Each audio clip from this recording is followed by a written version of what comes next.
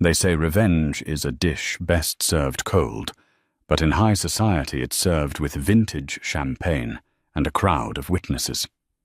Alistair Sterling walked into the most exclusive royal gala of the decade, gripping the hand of his 22-year-old mistress, convinced he was the untouchable king of London's financial district. He thought his ex-wife Genevieve was crying in a studio apartment somewhere broken and forgotten. He was wrong, dead wrong. When the curtains lifted, Alistair didn't just realize he had lost. He realized he had walked voluntarily into his own execution. Stay tuned, because you are about to witness the most brutal, elegant takedown in the history of the elite. The invitation arrived on a Tuesday, delivered not by post, but by a private courier in a charcoal-grey Bentley. It was a heavy thing, thick cream cardstock, edged in genuine 24-carat gold leaf, sealed with black wax that bore no crest, only the silhouette of a single thorny rose. Alistair Sterling. The 45-year-old CEO of Sterling & Co. Capital held it up to the light of his penthouse office in the Shard, London. The city sprawled beneath him, grey and submissive, much like he preferred his opponents. "Who is it from, Ali?" The voice came from the chaise lounge in the corner. Tiffany Rose, his mistress-turned fiancée, looked up from her phone. She was 23, stunning in that perfectly manufactured Instagram way, with hair the colour of spun platinum and lips that had cost more than Alistair's first car. She was the trophy he had blown up his life to acquire, the reason he had served divorce papers to Genevieve 3 years ago. The Obsidian Gala. Alistair read a smirk curling the corner of his mouth. Hosted at the Kensington Palace Orangery. Theme Resurrection. Tiffany squealed, scrambling off the lounge. The Obsidian Gala, Ali, are you serious? That's the most secretive event on the calendar. The press says even the darker branches of the Rothschilds struggle to get tickets. Who invited us? Alistair tossed the invitation onto his mahogany desk, leaning back with the casual arrogance of a man who had just shorted the housing market and won. Does it matter? My name has been in the Financial Times for 3 weeks straight since the merger with Blackwood Tech. Someone obviously wants the man of the hour to add some gravity to their little party. He walked over to the window, staring at his reflection. He looked good. Expensive suit jawline, sharpened by personal trainers, the glint of a Patek Philippe watch on his wrist. 3 years ago, life had been different.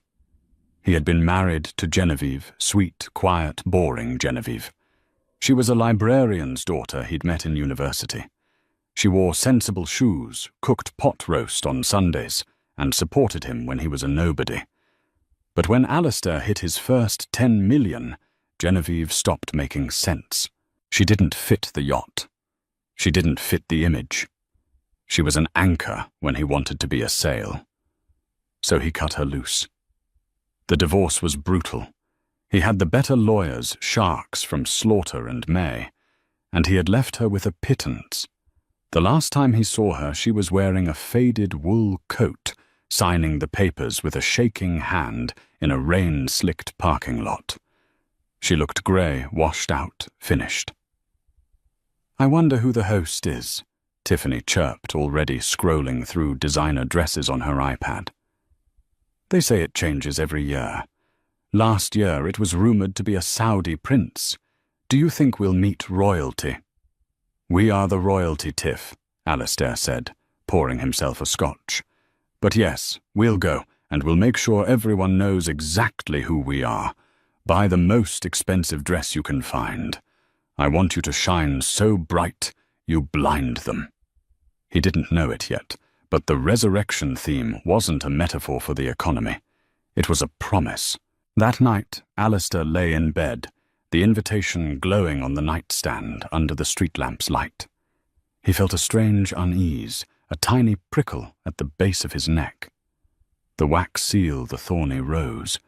It reminded him of something. Genevieve used to grow roses. Black baccara roses. But he shook the thought away. Genevieve was probably teaching piano lessons in some damp village in the Cotswolds, aging gracefully into obscurity. She was the past. The obsidian gala was his future. The evening of the gala. London was draped in a suffocating fog. But the grounds of Kensington Palace were ablaze with light. A line of Rolls-Royces and Maybachs stretched down the private drive, idling silently as they deposited the crème de la crème of European society onto the red carpet. The paparazzi were kept at a distance behind velvet ropes and iron gates, their flashbulbs popping like distant lightning. Inside the back of his limousine, Alistair adjusted his silk bow tie. He wore a tuxedo custom-made on Savile Row, the midnight blue fabric hugging his frame perfectly. Beside him, Tiffany Rose was vibrating with anxiety and excitement. She was wearing a dress that left very little to the imagination, a sheer crystal-encrusted gown by Versace that clung to her like a second skin. It was beautiful, undeniably, but it was loud. It screamed, "Look at me." "Ali, look," she whispered, peering out the tinted window. "That's Sebastian Thorne, the shipping magnate. And oh my God, is that Lady Victoria Hervey?" "Calm down," Alistair snapped, though his own heart was beating a little faster. "You belong here. Act like it." The driver opened the door.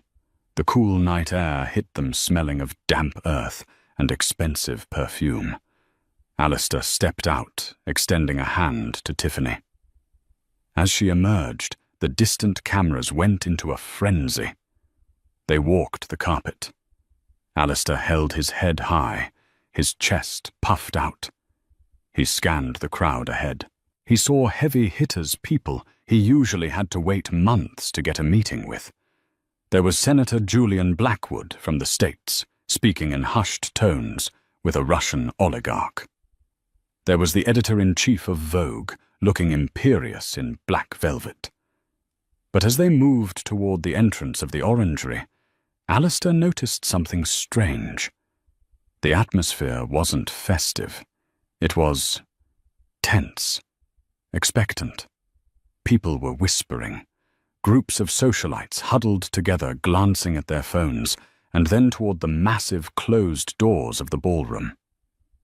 "Did you hear?" A woman in front of them whispered to her companion. She was the wife of a major banking rival. "They say the host has returned from Paris. They say she's bought the Van Dorn estate." "Impossible," the man replied. "That estate hasn't been sold in 2 centuries. Alistair frowned. The Van Dorn estate. That was old money, ancient money. The kind of money that looked at his hedge fund billions as cute. "Ali, why is everyone staring at us?" Tiffany whispered, squeezing his arm. Alistair looked around. She was right. As they moved through the foyer, heads turned. But the looks weren't the usual mix of envy and lust he got when he walked in with Tiffany. They were looks of confusion, amusement, and most unsettling of all, pity. "They're staring because you're the most beautiful woman here." Alistair lied, steering her toward the champagne waiter. He grabbed a flute of Dom Perignon and downed it in one gulp. "Mr. Sterling," a voice drawled from his left. Alistair turned to see Benedict Cumberbatch. No, not the actor, but Benedict St. John, a vicious corporate litigator known as the Butcher of Fleet Street. "Benedict." Alistair nodded. "Good to see you. You know my fiancée, Tiffany." Benedict's eyes flicked over Tiffany's sheer dress, for a fraction of a second his expression unreadable. He didn't greet her. He looked back at Alistair. "Brave choice, Alistair. Bringing her here, Tonight of all nights. Alistair bristled. And why is that? It's a party, Benedict, not a funeral. Benedict swirled his drink, a small, cruel smile playing on his lips. Is it? I suppose that depends on who is holding the shovel. Enjoy the evening, Sterling. He walked away, leaving a trail of cold air behind him. What a jerk, Tiffany scoffed. He's just jealous. Alistair didn't answer. The unease from the invitation was back, gripping his stomach like a cold hand. He looked around the room again. The decor was stunning, thousands of black roses suspended from the ceiling, black velvet drapes, and chandeliers dripping with dark crystals. It was beautiful, but it felt gothic, predatory. The lights suddenly dimmed. A hush fell over the room. 300 of the world's most powerful people fell silent instantly. A spotlight hit the balcony overlooking the ballroom floor. Ladies and gentlemen, a voice boomed over the speakers. Please welcome your hostess for the evening, the chairwoman of the Van Dorn Trust and the newly appointed Duchess of Montclair. Alistair froze. Duchess Montclair. That title had been dormant for 50 years. The double doors on the balcony opened slowly. A figure stepped out. She was wearing a gown of emerald green velvet that flowed around her like liquid money. It was conservative, high-necked, long-sleeved, yet it oozed a sensuality and power that Tiffany's naked crystal dress couldn't hope to match. She wore a diamond choker that Alistair recognized from a Christie's auction catalogue it had sold for $20 million last month. Her hair, once mousy brown, was now a rich dark chestnut, swept up in an intricate chignon, revealing a neck as graceful as a swan's. She stepped to the railing and looked down at the crowd. Her eyes scanned the room, cold and sharp as cut glass. Alistair dropped his champagne glass.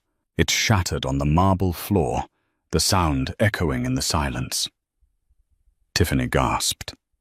"Ali, what are you doing?" But Alistair couldn't hear her. He couldn't breathe. He felt like the air had been sucked out of the room. The woman on the balcony wasn't a stranger. She wasn't a random duchess. It was Genevieve. But it wasn't the Genevieve he had divorced. This wasn't the woman who clipped coupons and wore sensible wool. This woman radiated a terrifying, regal authority. She looked down her gaze, sweeping over the sea of faces until it locked onto him. She didn't smile. She didn't flinch. She just stared, her eyes boring into him with a mixture of amusement and absolute crushing indifference. "Welcome," Genevieve said, her voice amplified, smooth and rich like dark chocolate. "To the resurrection." Alistair's knees buckled. She's the host, his mind screamed. My ex-wife is the queen of the Gala. And he had just walked into her palace holding the hand of his mistress. The shattering of Alistair's champagne glass was the only sound in the room for a heartbeat. Then the whispers started again, but this time they were a roar. "Is that Genevieve Sterling? No, you fool, that's Genevieve Van Dorn, the granddaughter of the late Archduchess Eleanor." I thought the line ended in 1950. Apparently not. She's the sole heir. Everything. The estates in France, the shipping lines, the art collection. Alistair stood frozen champagne soaking into his Italian leather shoes. His brain was misfiring, trying to reconcile two impossible images. There was the Genevieve he knew. The woman who clipped coupons for laundry detergent. The woman who wore oversized sweaters and read paperback mysteries on the couch. The woman he had called uninspiring to his divorce lawyer. He remembered the day he told her he was leaving. She had been watering her small, sad window box of plants. She hadn't screamed. She had just looked at him with wet, devastating eyes and asked, Is there no chance for us, Alistair? Not even for the sake of 10 years. He had laughed, a cruel, dismissive laugh. 10 years is a sunk cost, Jen. I'm moving forward. You're stationary. And now he watched as Genevieve began to descend the grand marble staircase. She didn't walk. She floated. The heavy emerald velvet of her gown rippled around her. Every step was calculated regal. The crowd parted for her instantly, a sea of billionaires and aristocrats bowing their heads in deference. "Ali," Tiffany hissed, tugging violently on his sleeve. "Ali, people are looking at the wet spot on the floor. Do something, and who is that woman? Why is she staring at you?" "Shut up," Alistair whispered, his voice trembling. "Just shut up, Tiffany." He couldn't take his eyes off his ex-wife. As she reached the bottom of the stairs, a man stepped forward to take her hand. It was Julian Blackwood, the senator Alistair had been desperate to meet. The senator bowed low, kissing her gloved knuckles, with a reverence Alistair had never seen him show anyone. "Alistair, you look like you've seen a ghost," a dry voice murmured beside him. Alistair turned. It was Lord Evelyn Carlyle, an old money power broker who sat on the board of the Bank of England.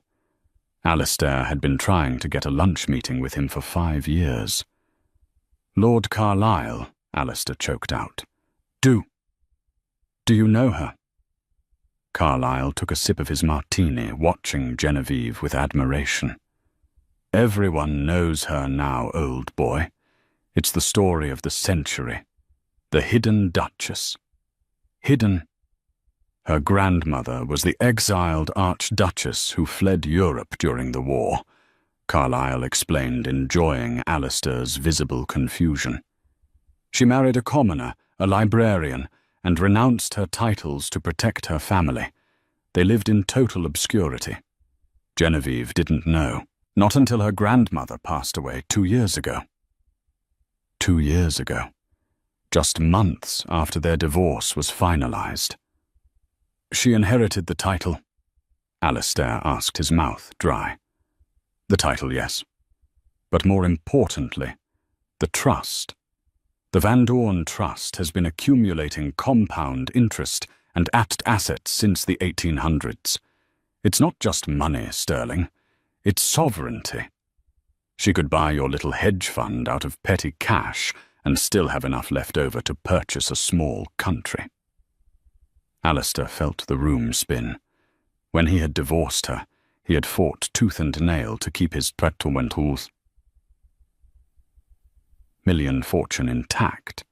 He had given her the minimum alimony allowed by law, arguing that she had no marketable skills. She was now worth billions. "She's been in Paris," Carlyle continued, "being groomed, learning the ropes, reclaiming her heritage. This gala is her coming-out party. It's her declaring that the Van Dorn line is back." Alistair looked back at Genevieve. She was laughing softly at something the senator said, a sound he recognized, but sharper, more guarded. She was radiant. She was powerful. And she was wearing the family heirloom he had forced her to sell. He squinted. "Yes." Around her neck, nestled above the diamonds, was a small, simple silver locket. It looked out of place amongst the millions of dollars of jewelry, but she wore it proudly. When they were married, Genevieve had told him it was the only thing she had from her mother. When Alistair's first business venture nearly failed in 2018, he had demanded she sell it to cover a margin call. She had cried for days. He had forced her to the pawn shop himself. How did she get it back? "Ali," Tiffany whined, her voice grating on his nerves like sandpaper. "I want to meet her. She's the host, right? We should go say hi. Maybe she'll like my dress." Alistair looked at Tiffany, at the gaudy crystals, the fake tan, the desperate need for attention. Then he looked at Genevieve, cool, understated, commanding. He had traded a diamond for a rhinestone. "No," Alistair said, panic rising in his throat. "We're leaving. Now." "What, no?" Tiffany stomped her foot. "I spent 4 hours getting ready. I want a selfie with the Duchess." Before Alistair could grab her arm, the crowd shifted. The pathway cleared, and suddenly there was nothing between Alistair Sterling and Genevieve Van Dorn but 10 feet of polished marble floor. Genevieve stopped mid-sentence. She turned slowly, her eyes locking onto Alistair. The senator stepped back. The room seemed to hold its breath. She didn't look away. She smiled.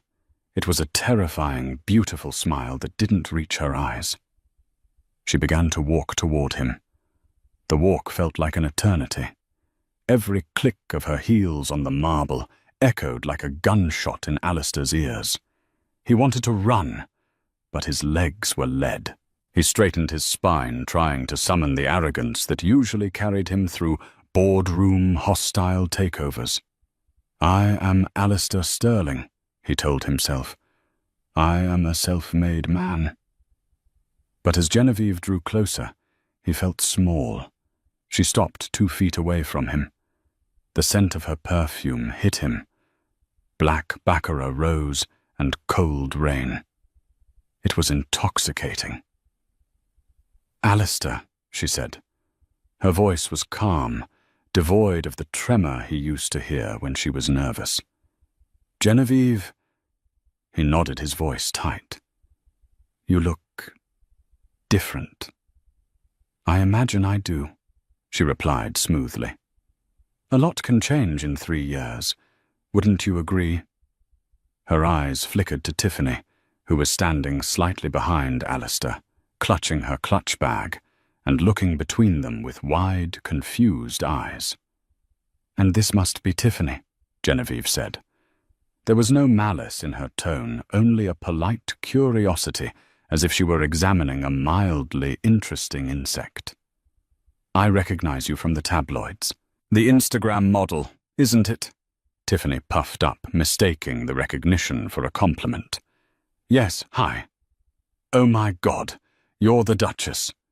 Your dress is amazing, but it's so covered up. Don't you get hot?" Alistair closed his eyes. "Please stop talking." Genevieve's smile didn't waver. "We value mystery in the Van Dorn family, Tiffany. We find that giving everything away at first glance leaves nothing for the imagination. A lesson you might find valuable." The insult was so elegant that it took Tiffany 5 seconds to process it. By the time her mouth fell open, Genevieve had already turned her attention back to Alistair. "I'm surprised to see you here, Alistair," she said. "The vetting process for the guest list was quite rigorous. Usually we filter out liabilities." Alistair bristled. "Liability Sterling and Co. just merged with Blackwood Tech. We posted record profits last quarter.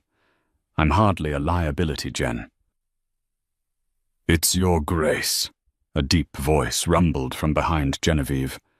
A tall, broad-shouldered man stepped up beside her. He was younger than Alistair, perhaps 35, with eyes like flint and a scar running through his left eyebrow. He wore a military dress uniform with medals pinned to his chest. He looked like a bodyguard, but he carried himself like a prince. "It's all right, Stefan," Genevieve said, placing a calming hand on the man's forearm. The gesture was intimate, familiar. Alistair felt a spike of jealousy hot enough to burn. Alistair is still adjusting to the new reality. She looked back at Alistair, her gaze sharpening. "And regarding your record profits, Alistair, I wouldn't be so sure. I was reading the due diligence reports on Blackwood Tech this morning." Alistair froze. "Due diligence, why would you be reading that?" Genevieve tilted her head. Oh, didn't you know the merger was funded by a private equity injection? A shadow partner? Yes, Alistair said, sweating now. The Obsidian Group. Silent investors. Genevieve spread her hands, the emerald velvet catching the light. Welcome to the Obsidian Gala, Alistair. Who do you think owns the Obsidian Group? The blood drained from Alistair's face. The world tilted on its axis. You, he whispered. You funded the merger. I own 51% of the debt, Genevieve corrected softly. Which means, technically, I own you. She took a step closer, invading his personal space. For the first time, her mask slipped, and he saw a flash of the fire beneath. You told me once that I was a burden, Alistair. You told me I didn't understand the value of money. So I decided to learn. I bought your debt not because it was a good investment, though it is, but because I wanted to be the one holding the leash when you inevitably stumble. I don't stumble, Alistair snarled, though his confidence was shattering. Everyone stumbles, Genevieve whispered, especially when they are looking at the stars and forget the cliff beneath their feet. She pulled back her mask of icy politeness, sliding back into place. Enjoy the party, Alistair. Drink the champagne. It's vintage 1959. Very expensive. But do try not to spill any more of it. We hate to ruin the floors. She turned her back on him. Come, Stefan. The Prime Minister is waiting. She walked away, the man named Stefan, placing a protective hand on the small of her back. Alistair was left standing in the center of the room, vibrating with shock. Tiffany was tugging at his arm again. Ali, what did she mean? She owns you, Ali. Is she rich? Ali, people are laughing at us. Alistair looked around. They weren't laughing. They were worse. They were ignoring him. The circle had closed. He was on the outside. And Genevieve was the queen. But Alistair Sterling was a fighter. He had clawed his way up from the gutter to the penthouse. He wasn't going to let his ex-wife, librarian, or duchess destroy him. His eyes narrowed as he watched her laugh with the Prime Minister. She thinks she's won, he muttered to himself. She has no idea. Alistair retreated to the shadows of the arched colonnade, his knuckles white as he gripped a fresh glass of whiskey. His mind was racing a chaotic storm of denial and fury. She owns the debt. The words echoed in his head. If Genevieve called in the loan on the Obsidian Group merger, Sterling and Comey would be insolvent within 24 hours. He would lose the penthouse, the cars, the status. He would be back to where he started, a scholarship kid from Leeds with nothing but ambition. He watched Genevieve across the room. She was holding court near the orchestra, laughing softly at something the French ambassador said. Stefan, the scarred military man, stood just behind her shoulder, a silent, lethal shadow. She's bluffing, Alistair muttered to himself. She has to be. Genevieve doesn't have the stomach for corporate warfare. She cries when she steps on a snail. He needed leverage. He needed to remind everyone in this room that he was the businessman and she was just a lucky ex-wife playing dress-up. He scanned the room and spotted Benedict St. John near the ice sculpture. Benedict was a shark, but he was a shark who hated instability. If Alistair could convince him that Genevieve was erratic, an inexperienced heir who would crash the market, Benedict might rally the board against her. Alistair straightened his tie and marched over. Benedict, Alistair hissed, leaning in close. We need to talk. This circus, it's a threat to the market. Benedict raised an eyebrow, peeling a shrimp with surgical precision. I find it quite refreshing, actually. The Duchess has excellent taste in catering. She's a fraud, Benedict. Alistair snapped, his voice rising slightly. 3 years ago, she was clipping coupons. She doesn't know the first thing about private equity. If she holds the debt on the Blackwood merger, she's going to mishandle it. She'll tank the stock just to sack me. You have shares in Blackwood, too. Do you want to lose millions because of a bitter ex-wife's vendetta? Benedict paused. He looked at Genevieve, then back at Alistair. The greed in his eyes flickered. What are you proposing, Sterling? We force a vote of no confidence. Alistair said, his confidence returning. I have a file. Old tax returns from our marriage, joint filings. There were discrepancies, things I managed for her. If I release them, it will look like she was involved in tax evasion before she inherited the title. It will scandalize the trust. The board will have to remove her control to protect the Van Dorn image. It was a lie, of course. Alistair was the one who had fudged the numbers years ago, hiding assets in the Cayman Islands. But Genevieve had signed the joint returns without looking. She was legally implicated. It was mutually assured destruction, but Alistair bet that she had more to lose now than he did. Benedict studied him for a long moment. Then a slow, cold smile spread across his face. You're a vicious bastard, Alistair. I'm a businessman, Alistair corrected. Are you in?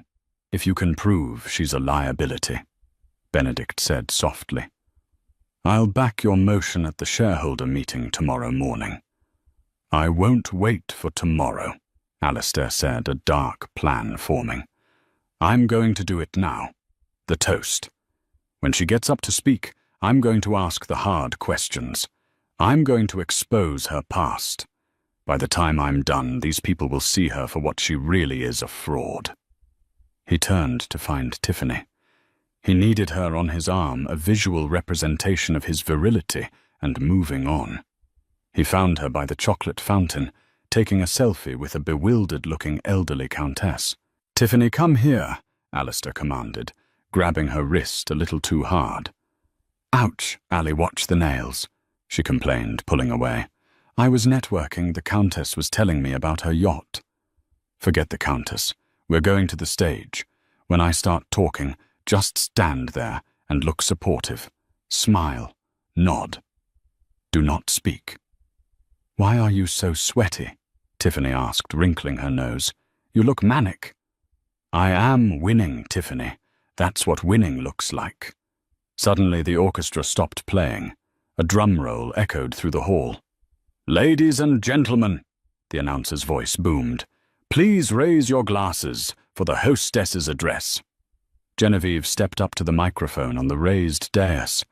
The spotlight hit her, turning the emerald velvet to fire. She looked out over the crowd, serene and untouchable. Thank you all for coming, she began, her voice steady. Tonight is about resurrection, about rising from the ashes of the past to build something stronger. Alistair downed the rest of his whiskey. He slammed the glass onto a passing waiter's tray. Now, he whispered. He pushed through the crowd, dragging Tiffany behind him. He wasn't going to let Genevieve finish her speech. He was going to burn her kingdom down before she even put on the crown. Ex-wife.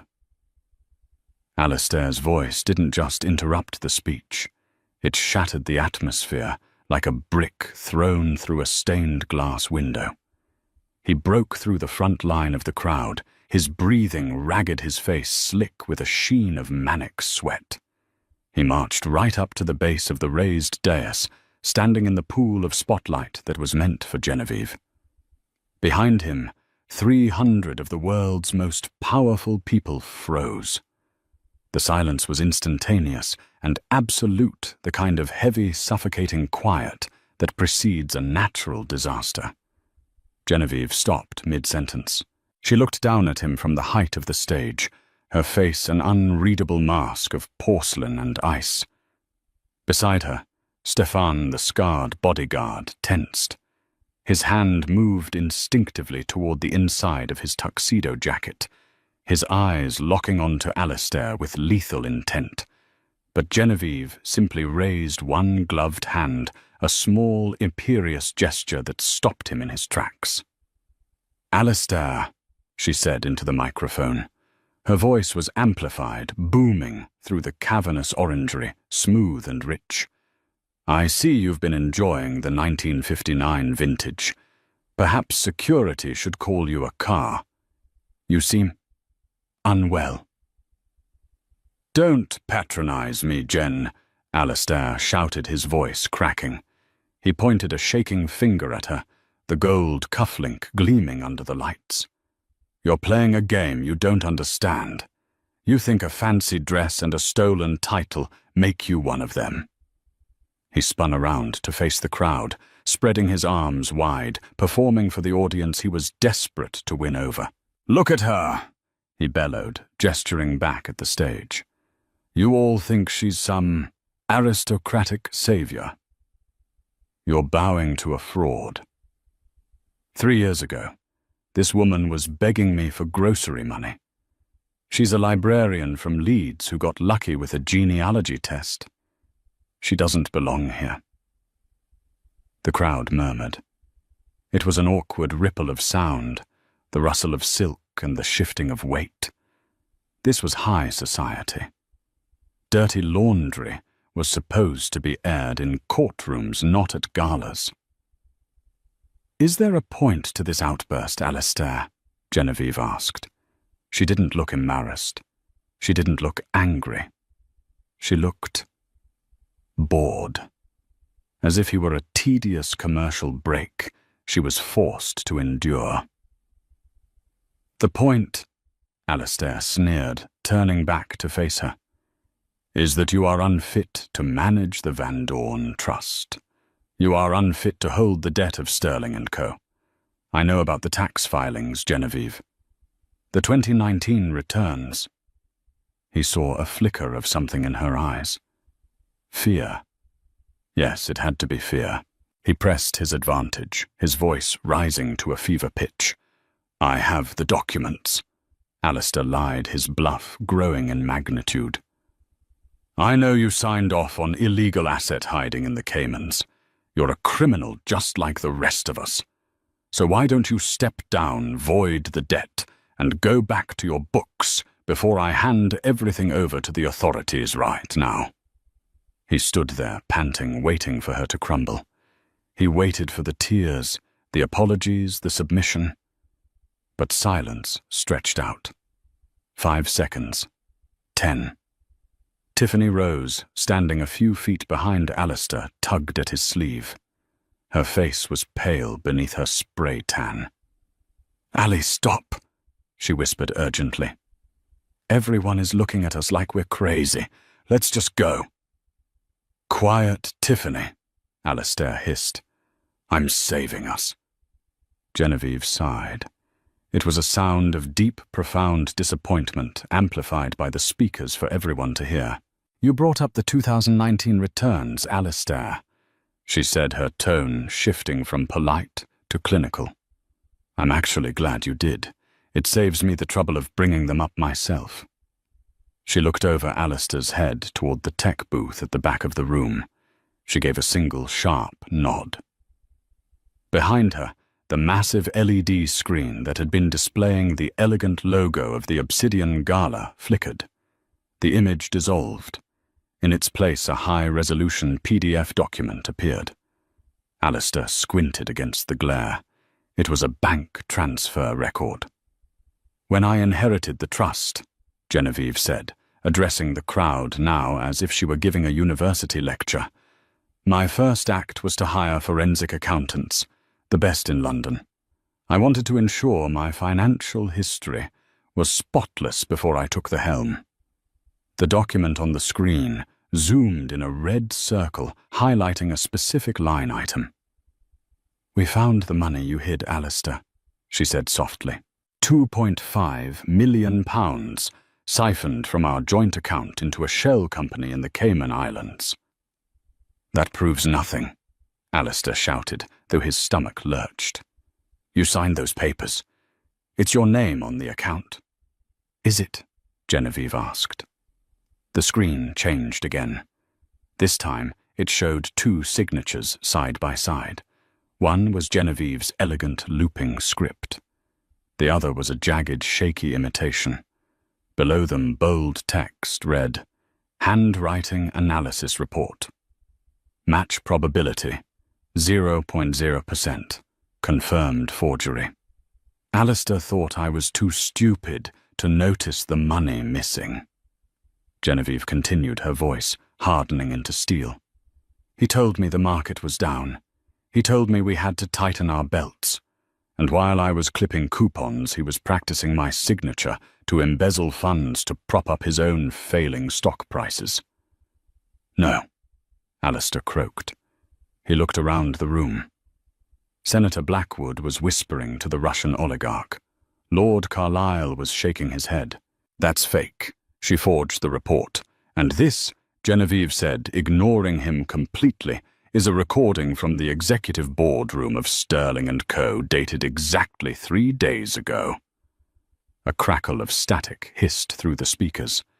Then Alistair's own voice boomed out, crystal clear, undeniable. I don't care if the figures are real. Benedict, just cook the books and get the merger done. If the audit comes up short, we'll blame it on the transition team. I need that payout to cover the ring for Tiffany. If Genevieve finds out I'm leveraging the debt, I'm dead. Just get it done. The gasp from the room sucked the air out of the orangery. This wasn't just social drama anymore. This was a confession of securities fraud. Alistair stumbled back as if he had been physically struck. The blood drained from his face, leaving him looking grey and old. He felt the eyes of every investor, every rival, every prosecutor in the room burning into his skin. You... Alistair choked, looking up at her with horror. You tapped my office. I own the building, Alistair, Genevieve said simply. I bought the lease last week. Landlord's prerogative. She stepped to the very edge of the stage. She looked down at him, and for the first time he realized just how small he was. You wanted a reaction, Alistair. You wanted to prove you were the powerful businessman. Well, here is the business reality. Your stock is currently in free fall. The Securities and Exchange Commission has already been sent a copy of this recording. And the debt I hold... She paused, letting the silence stretch until it was agonizing. I'm calling it in. Immediately. Alistair fell to his knees. It wasn't a dramatic gesture. His legs simply gave out. You can't. I'll be bankrupt. You are already bankrupt, Genevieve whispered. You just didn't know it yet. Alistair looked frantically to his right. Tiff, he pleaded, reaching out for her hand. Tiff, baby, tell them. Tell them it's a lie. We can fix this. Tiffany Rose looked at the screen where the evidence of his crimes was still glowing. She looked at the furious, disgusted faces of the billionaires around them. Then she looked at Alistair, sweaty, ruined, and pathetic on the floor. She yanked her hand away as if he were contagious. Don't touch me! She shrieked, her voice shrill and piercing. She clawed at her left hand, ripping the massive diamond engagement ring off her finger. You said you were rich. You said you owned the city. You used my credit card to pay for the limo tonight, didn't you? You liar. Tiffany, wait. I'm done. She threw the ring with all her might. It bounced off Alistair's chest, a pathetic clink, and rolled across the marble floor, coming to a stop at Genevieve's feet. I'm not going to jail for you. I'm single. Tiffany turned and ran toward the exit, her heels clicking frantically, clutching her purse to her chest. Alistair was left alone in the center of the room. The circle of elite society had widened, leaving him isolated on an island of humiliation. He looked up at Genevieve, tears of rage and shock stinging his eyes. "Why?" he whispered, his voice broken. "Why do this here? Why not just sue me quietly?" Genevieve leaned into the mic one last time. Her eyes were dark, devoid of pity. "Because, Alistair, you didn't just break my heart. You tried to break my dignity. You made me feel small so you could feel big. You loved the audience, didn't you?" She signaled to the security guards waiting in the wings. "Now, you know how it feels to be the entertainment." Two burly guards crossed the floor, grabbing Alistair by the arms. He didn't fight. He went limp, too shocked to struggle. As they dragged him backward across the polished floor, his heels skidding, he saw Stefan step up to Genevieve and hand her a fresh glass of champagne. She took a sip, watching him over the rim of the glass. The heavy oak doors slammed shut, sealing Alistair outside in the cold fog. Inside the ballroom, silence hung for one heartbeat. Then Senator Blackwood started to clap. It was a slow, respectful applause. Then Lord Carlisle joined in. Within seconds, the entire room was applauding. They weren't clapping for the drama. They were clapping for the Queen. 3 months later. The London rain was relentless, a grey curtain that seemed to wash the colour out of the world. It hammered against the small, reinforced window of cell 402 in Wandsworth Prison, the sound echoing like a constant, mocking applause. Alistair Sterling sat on the edge of his cot, the thin mattress sagging under his weight. The man who had once commanded boardrooms from the top of the Shard now commanded nothing but a 4-by-8-foot concrete box. The bespoke Savile Row suits were a distant memory, replaced by a scratchy, ill-fitting grey uniform that smelled faintly of industrial bleach and other men's despair. His Patek Philippe, the one he used to check impatiently during million-dollar negotiations, sat in an evidence locker somewhere in the city. Time, once his most valuable currency, now stretched out before him in an agonizing, endless loop. He stared at the peeling paint on the opposite wall. The headlines were likely still circulating, though the guards rarely let him see a paper. Sterling Silver turns to rust. CEO sentenced to 12 years for fraud. The shame burned in his gut, hotter than the cheap instant coffee they served at breakfast. Everything was gone. The penthouse overlooking the Thames had been seized. The Aston Martin had been auctioned. Even his friends had evaporated like mist. He had used his one allowed phone call to try and reach Tiffany Rose, desperate for a familiar voice, a shred of loyalty. The line had been dead. 2 weeks later, his court-appointed solicitor, an overworked man with a stain on his tie, had dropped a tabloid on the table. There was Tiffany beaming on the cover of The Sun, hanging off the arm of a 20-year-old Premier League striker. The headline read, "My Nightmare with the Monster of Mayfair, How Alistair Duped Me." She had sold her story for £50 and £1,000. It was enough to buy a lot of handbags, but not enough to buy Alistair's dignity back. But it wasn't the loss of the money or the girl that haunted him in the silence of the night. It was the memory of the gala. It was Genevieve. He closed his eyes and saw her standing on that stage, bathed in emerald light. He had expected her to scream. He had prepared himself for a woman scorned, hysterical and bitter. He could have fought that. He knew how to fight anger. But he hadn't known how to fight indifference. She hadn't looked at him with hate. She had looked at him like he was a rounding error in a ledger, something to be corrected and forgotten. Sterling. The sharp rap of a baton against the iron bars made him jump. A guard stood there, face impassive. "Visitor. Lawyer's room. Move it." Alistair stood, his knees cracking. A flicker of hope ignited in his chest, desperate and illogical. Maybe the appeal had gone through. Maybe the board had found a technicality. Maybe there was a way out. He shuffled down the corridor, the fluorescent lights buzzing overhead. When he entered the visitor's room, he expected the stained tie of his public defender. Instead, he stopped dead.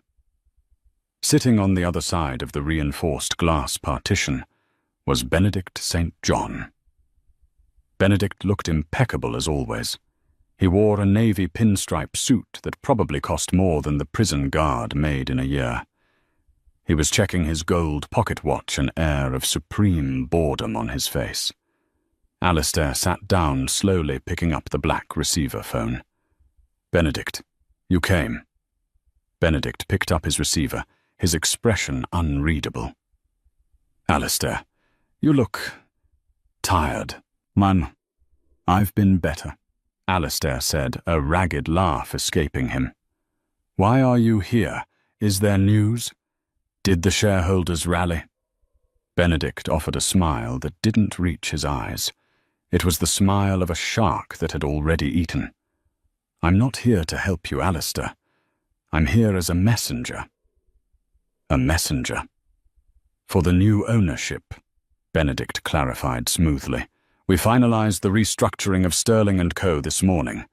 The brand is dead, of course. Toxic assets, but the infrastructure was valuable." "Who bought it?" Alistair demanded, gripping the phone tighter. "Who picked over the bones?" Benedict reached into his jacket pocket and pulled out a cream-colored envelope. He slid it through the narrow slot at the bottom of the glass. It was heavy, expensive paper, sealed with black wax, stamped with a single thorny rose. "The Van Dorn Trust," Benedict said softly. "She bought it all, Alistair. Every share, every debt. She liquidated your personal assets to pay back the pension fund you raided. She made the employees whole. And then she dissolved the company into her charitable division." Alistair's hands shook uncontrollably as he tore open the wax seal. Inside was a single photograph. It wasn't a legal document. It wasn't a check. It was a picture of a grimy, run-down storefront in a bad part of London. The pawn shop. The place where years ago Alistair had forced a weeping Genevieve to sell her mother's silver locket to cover a margin call he had panicked over. He flipped the photo over. On the back, in elegant, sweeping handwriting that he knew better than his own, were 3 words: "Paid in full."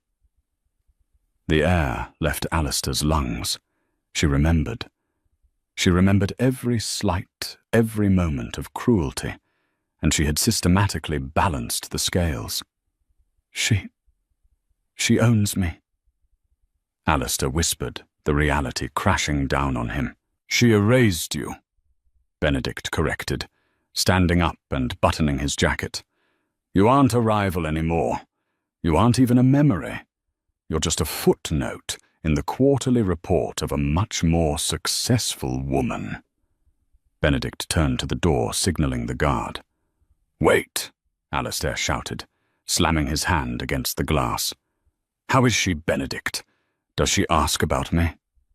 Does she mention my name?"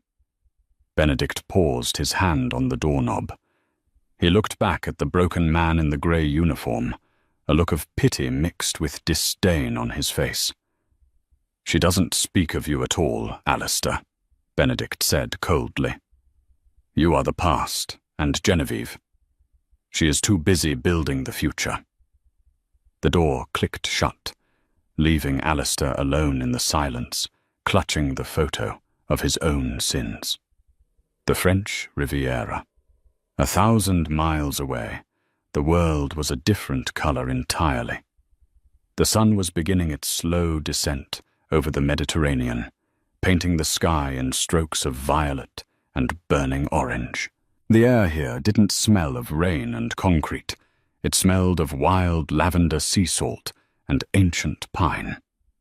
Genevieve stood on the limestone terrace of the Villa Van Dorn, a sprawling estate perched high on the cliffs overlooking the glittering lights of Monaco.